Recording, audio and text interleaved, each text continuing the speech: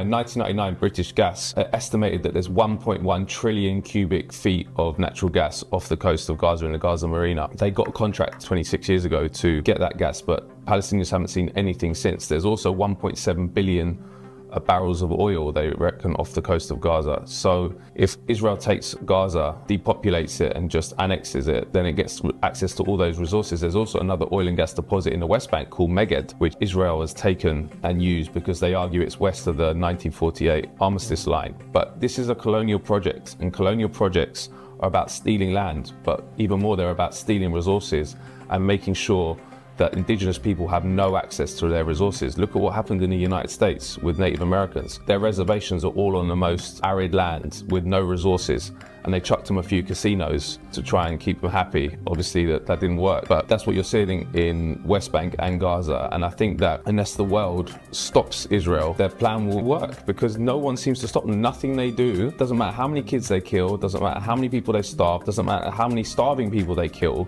no one says stop.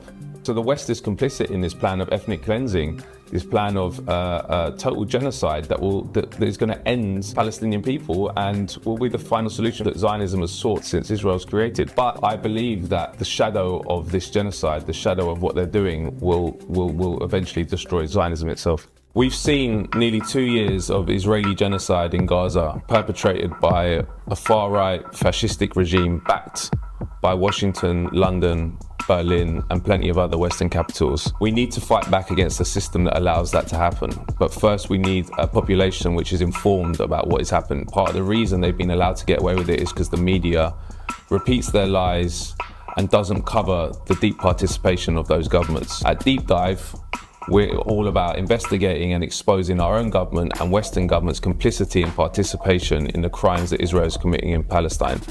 But there's many obstacles to this. One of the main ones is funding. So we need you to help us keep reporting independently and promoting Palestinian voices against an industry which wants to silence them and us, who are revealing the truth about what's going on in Gaza and Palestine more generally.